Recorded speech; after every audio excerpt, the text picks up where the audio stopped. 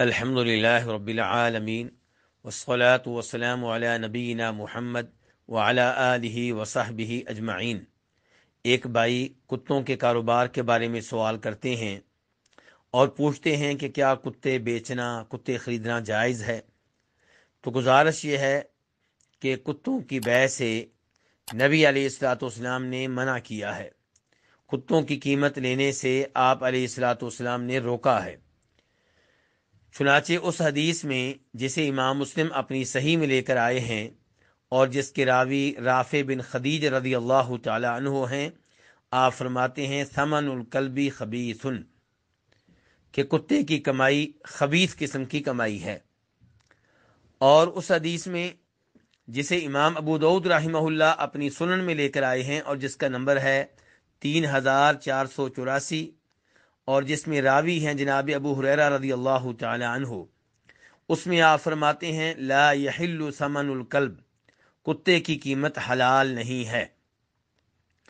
اور اس حدیث میں جسے عبداللہ ابن عباس رضی اللہ عنہ روایت کرتے ہیں اور امام ابو داؤد اپنی سنن میں لے کر آئے ہیں جس کا نمبر 3482 ہے، اس میں یہ ہے کہ نہا رسول اللہ صلی اللہ علیہ وسلم عن ثمن الکلب، کہ نبی صلی اللہ علیہ وسلم نے کتے کی قیمت لینے سے منع فرمایا ہے۔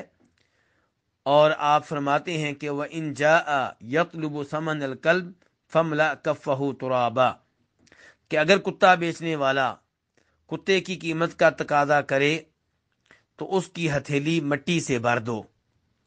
اس سے کیا پتہ چلا کہ کتے کی بیع جائز نہیں ہے، کتے کی قیمت لینا درست نہیں ہے، اور نبی علیہ الصلوۃ والسلام نے اس سے سختی سے منع کیا ہے۔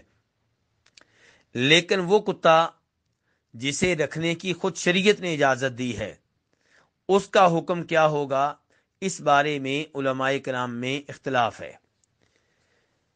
یہاں پہ پہلے یہ وعدے کرنا چاہوں گا کہ کون سا کتا ہے جسے رکھنے کی شریعت نے اجازت دی ہے۔ شریعت نے کھیتی باڑی کی حفاظت کے لیے کتا رکھنے کی اجازت دی ہے، شریعت نے جانوروں کی حفاظت کے لیے کتا رکھنے کی اجازت دی ہے، شریعت نے شکار کرنے کے لیے کتا رکھنے کی اجازت دی ہے۔ تو شکاری کتا خریدنا مقصود ہو یا ایسا کتا جس سے کھیتی باڑی کی حفاظت مقصود ہو یا جانوروں کی حفاظت مقصود ہو، تو اس کی بیع کا کیا حکم ہوگا؟ کئی ایک علماء کرام کا موقف یہ ہے کہ ہر کتے کی بیع جائز ہے۔ وہ کہتے ہیں کہ شریعت نے اگرچہ شکار کے لیے، کھیتی باڑی کی حفاظت کے لیے، جانوروں کی حفاظت کے لیے کتا رکھنے کی اجازت دی ہے، لیکن اس کا مطلب یہ نہیں ہے کہ کتے کی بیع کی اجازت ہے۔ کچھ علماء کرام کا موقف یہ ہے کہ جن امور کے لیے شریعت نے کتا رکھنے کی اجازت دی ہے، ان امور کے لیے کتا خریدنے کی بھی اجازت ہوگی۔ اس بارے میں دو روایات پیش کی جاتی ہیں، وہ بھی آپ کے سامنے رکھنا چاہوں گا۔ پہلے نمبر پہ وہ روایت جسے امام ترمذی اپنی جامع میں لے کر آئے ہیں اور اس کا نمبر ہے 1281، اور اسی حدیث کو امام نسائی بھی اپنی سنن میں لے کر آئے ہیں۔ شیخ البانی رحمہ اللہ نے اس روایت کو حسن درجے کی روایت قرار دیا ہے، یعنی کہ یہ قابل قبول روایت ہے۔ اس سے پتہ چلتا ہے کہ نبی صلی اللہ علیہ وسلم نے شکار کا کتا اس کو خریدنے کی اجازت دی ہے، اس کی قیمت لینے کی اجازت دی ہے۔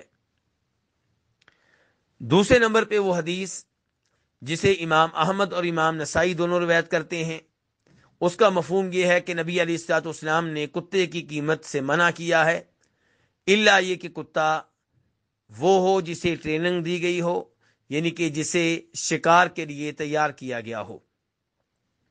یہ دوسری حدیث اسے شیخ البانی رحمہ اللہ نے صحیح قرار دیا ہے، اور اس حدیث کو اپنے السلسلہ صحیحہ میں جگہ دی ہے، وہاں اس کا نمبر ہے 2971 2971۔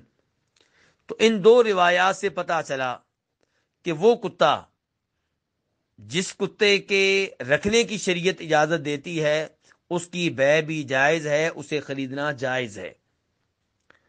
اس کے جائز ہونے کی دوسری دلیل یہی ہے کہ جب شریعت نے یہ کتا رکھنے کی اجازت دی ہے تو اس کا مطلب یہ ہوا کہ یہ کتا خریدنے کی بھی اجازت ہے۔ خلاصہ کلام یہ ہے کہ کتے کی بیع عام طور پہ ممنوع ہے، اس لیے کتے کی بیع سے دور رہنا چاہیے۔ نہ کتا خریدیں نہ کتا بیچیں، لیکن وہ کتا جو شکار کے لیے ہو، کھیتی باڑی کی حفاظت کے لیے ہو، جانوروں کی حفاظت کے لیے ہو، تو وہ اگر خریدنا پڑ جائے تو انشاءاللہ اسے خریدنے میں کوئی حرج نہیں ہے۔ واللہ تعالی اعلم۔ ایک بھائی طوطوں کے کاروبار کے بارے میں سوال کرتے ہیں اور کہتے ہیں کہ کیا طوطے بیچنا جائز ہے؟ تو گزارش یہ ہے کہ طوطا حلال جانور ہے، اگرچہ اسے کئی ایک علماء کرام نے حرام قرار دیا ہے، لیکن اس کے حرام ہونے کی کوئی دلیل نہیں ہے، اور شریعت کا اصول یہ ہے کہ ہر وہ جانور، ہر وہ پرندہ جس کے حرام ہونے کی دلیل نہیں ہے وہ حلال ہے۔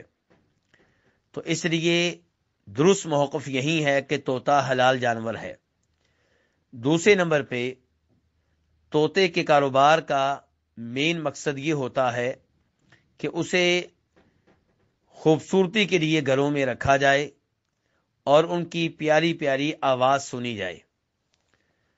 تو اس لیے جب طوطا اس لیے بیچا جائے گا، خریدا جائے گا کہ اسے گھروں میں خوبصورتی کے لیے رکھا جائے اور اس کی آواز سے لطف اٹھایا جائے، تو پھر اس کی بیع میں کسی قسم کا اشکال نہیں رہے گا۔ خلاصہ کلام یہ ہے کہ طوطے کا کاروبار جائز ہے اور اس میں کوئی حرج نہیں ہے، کیونکہ اس کے منع ہونے کی کوئی دلیل نہیں مل سکی۔ واللہ تعالی اعلم۔ ایک بھائی بلیوں کے کاروبار کے بارے میں سوال کرتے ہیں اور پوچھتے ہیں کہ کیا بلیاں بیچنا اور بلیاں خریدنا جائز ہے؟ تو گزارش یہ ہے کہ اس بارے میں علماء کرام میں کچھ اختلاف ہے۔ علماء کرام میں سے اکثر اس بات کے قائل ہیں کہ بلیوں کا کاروبار جائز ہے اور بلیاں بیچنا اور بلیاں خریدنا درست ہے، اس میں کوئی حرج نہیں، لیکن ان علماء کرام کی رائے حدیث کے عین مطابق ہے جو یہ سمجھتے ہیں کہ بلیوں کا کاروبار غلط ہے اور بلیاں بیچنا اور بلیاں خریدنا درست نہیں ہے۔ امام مسلم رحمہ اللہ روایت کرتے ہیں جناب جابر بن عبداللہ رضی اللہ تعالیٰ عنہما سے کہ نبی صلی اللہ علیہ وسلم نے بلے کی قیمت سے منع فرمایا ہے، اور ایسے ہی امام ابو داؤد رحمہ اللہ روایت کرتے ہیں، اور یہاں پہ بھی راوی جناب جابر ہیں کہ نبی صلی اللہ علیہ وسلم نے بلی کی قیمت سے منع فرمایا ہے۔ امام ابن القیم رحمہ اللہ اپنی مشہور و معروف کتاب زاد المعاد میں بلیوں کی بیع، بلیوں کے بیچنے اور خریدنے کا تذکرہ کرنے کے بعد فرماتے ہیں کہ ان علماء کرام کا موقف بالکل ٹھیک ہے جو یہ سمجھتے ہیں کہ بلیوں کی بیع حرام ہے، غلط ہے۔ کیوں؟ کہتے ہیں لصحت الحدیث بذالک، کیونکہ اس بارے میں نبی علیہ الصلوۃ والسلام سے حدیث ثابت ہے، اور دوسرے نمبر پہ اس لیے کہ اس حدیث کے مد مقابل کوئی ایسی دلیل نہیں ہے جس کی وجہ سے اس حدیث کو ترک کیا جائے، تو اس لیے اس حدیث کے مطابق اپنا موقف بنا لینا واجب ہے، ضروری ہے، لازمی ہے، یعنی کہ بلیوں کی بیع، بلیوں کا کاروبار غلط ہے اور بلیوں کو بیچنا درست نہیں ہے۔ اللہ رب العزت سے دعا ہے کہ اللہ رب العزت ہمیں نبی علیہ الصلوۃ والسلام کی احادیث کا صحیح معنوں میں احترام کرنے کی توفیق دے اور ان پہ عمل پیرا ہونے کی توفیق دے۔ وآخر دعوانا الحمد للہ رب العالمین۔